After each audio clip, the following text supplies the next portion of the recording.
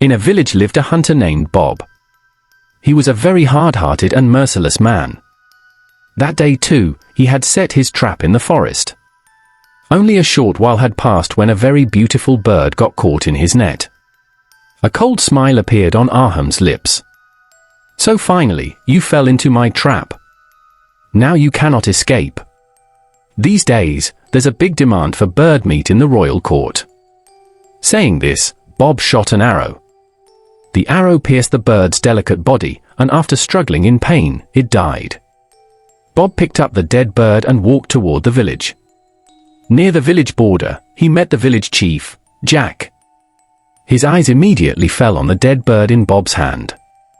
"Bob, what is this? If the bird was already trapped in your net, why did you have to kill it?" "Jack, the thing is, I sell these birds to Daniel, the merchant. He takes them to the royal court. And you know very well that our sultan loves bird meat. If it was going to die anyway, I killed it earlier. What's wrong in that?" Jack said in a stern voice. "Bob, you are truly a cruel man. You have no mercy in your heart. This arrogance and brutality will ruin you one day." Bob shrugged and said, "Jack, I'm a hunter, not a healer. Don't expect softness from me. The fate of the forest animals and birds lies in my hands." Jack's face hardened. "Remember my words, Bob. One day you will face the consequence of this cruelty." Bob walked away silently. Daniel was a wealthy merchant. Bob sold every hunt to him. That day too he took the dead bird to Daniel. "Wonderful, Bob," Daniel said happily. "Just yesterday the Sultan complained that he hasn't tasted wild bird meat in days. You came at the perfect time. He'll be happy, and you'll get a good price." Daniel placed some coins in Bob's hand. Bob returned home satisfied. He handed the coins to his wife Rabia. A faint happiness appeared on her face. "You know, Rabia, today again Jack gave me the same old lecture, don't kill birds, don't be cruel, fear God." Just then, his 10-year-old daughter Hannah entered. "Yes, Jack is right. You are a hunter, but you kill animals with so much cruelty. You shouldn't do that." Bob scolded her. "Stop talking nonsense, Hannah. If I don't hunt, what will you eat? How will I run this house? This is my profession." He stormed out of the house angrily. Rabia looked at her daughter silently. Next day, Bob went to the forest again. He set the trap and waited, but no animal came. By evening he returned empty-handed. Rabia asked, "What happened? Why do you look so sad today?"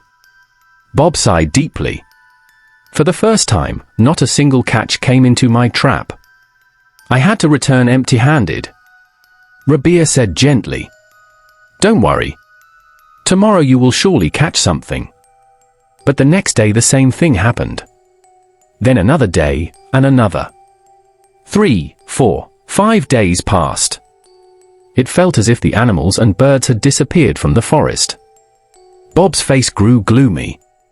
Worry lines deepened on his forehead. One evening, Daniel met him on the road.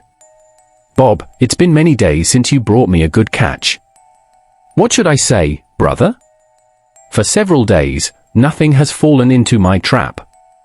I don't understand what's happening." Daniel smirked. "Looks like fortune is not with you. Maybe it's divine punishment.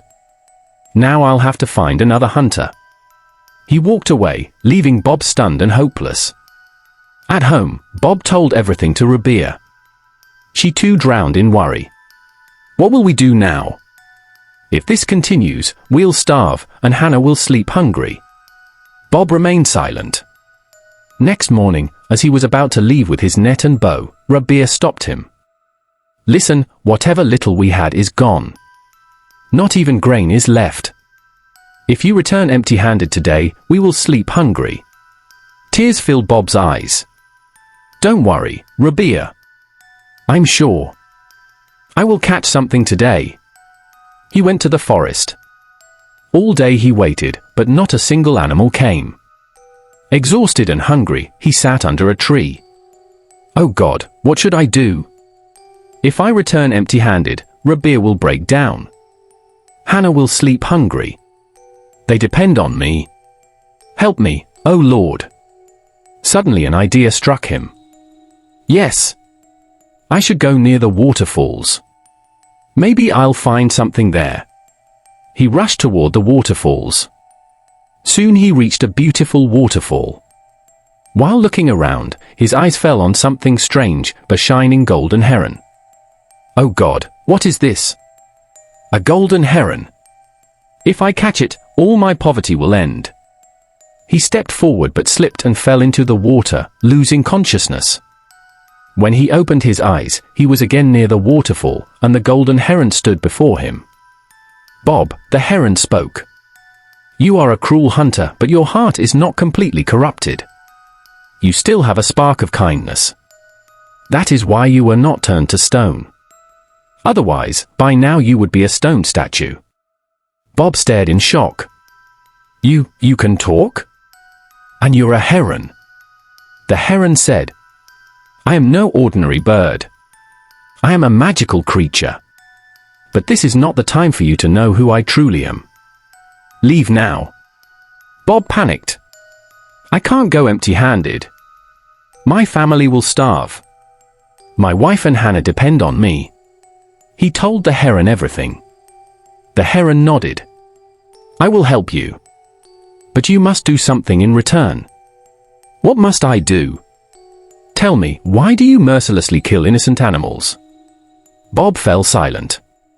Tears filled his eyes. To tell the truth, I wasn't always like this. When I was 15, I went hunting with my father. A lion attacked and killed him in front of my eyes. Since then, hatred grew in my heart, and I became like this. The heron said softly, a lion killed your father because it is in its nature. But you are a human. Humanity survives only when mercy lives in the heart. Then the heron continued. From now on you will not kill any animal. Instead, you will help them. You will come daily to the forest and help any injured or trapped creature. This will be your atonement. The more you help, the more your sustenance will increase. Bob asked, will sustenance come by itself? How? The heron smiled. Whenever you help a suffering creature, then return home at night and look under your bed. You will find golden coins. Saying this, the heron turned into golden light and disappeared. As Bob began walking back, he saw a deer crying in pain. A thorn was stuck in its leg. Maybe this is the test the golden heron spoke about, Bob thought. He could sell the deer to Daniel for a big price. He lifted his bow, but the heron's words echoed in his mind. His hands trembled. Slowly he lowered his bow. No. I will not harm an innocent creature anymore. He gently removed the thorn and applied herbal paste. The deer looked at him with grateful eyes and disappeared into the forest. When Bob returned home, Rabia asked hopefully, did you catch anything today? No, Rabia, but today I helped an injured deer. He sat beside his bed and froze. Rabia! Look! 10 golden coins! Rabia gasped. How is this possible? Bob's eyes filled with tears. It means the golden heron spoke the truth. Just then Hannah ran in. Abba, promise you will never hunt again. Bob placed a hand on her head. Yes, my daughter. I promise. From now on, I will only help living creatures. The next day, Bob rescued an injured miner trapped in thorny bushes. That evening, more golden coins lay under his bed. Every day he helped animals, and every night he received golden coins. Soon his house was filled with wealth. Rabia suggested, why don't you start a business now? Bob agreed and began selling fruits. With honesty and kindness, his business flourished. He became the richest and most respected man in the village. But Daniel could not digest Aham's success. How did this poor hunter become so rich? There must be some hidden treasure. Filled with greed, he went to Bob. "What magic is this, Bob? Tell me your secret." Bob told him the entire story of the golden heron. Greed flashed in Daniel's eyes. "That means the golden heron is the treasure." The next day he went to the waterfall and tried to trap the golden heron. But his foot slipped, and he fell into the water. "My body, it's turning to stone." "No." A terrifying voice echoed. "Oh foolish man. Your heart is filled with greed. A heart without mercy becomes stone." In moments, Daniel turned completely into stone. When he didn't return home, his worried wife rushed to Bob. Together they went to the waterfall. Under moonlight, a stone statue stood, Daniel. The golden heron appeared. "He tried to catch me out of greed." The moment a drop of the waterfall touched him, he turned to stone. Daniel's wife cried bitterly and pleaded, "Please return him to life." The heron replied, "Impossible. Once a heart turns to stone, it can never become human again." She collapsed in grief. Even Bob's eyes filled with tears.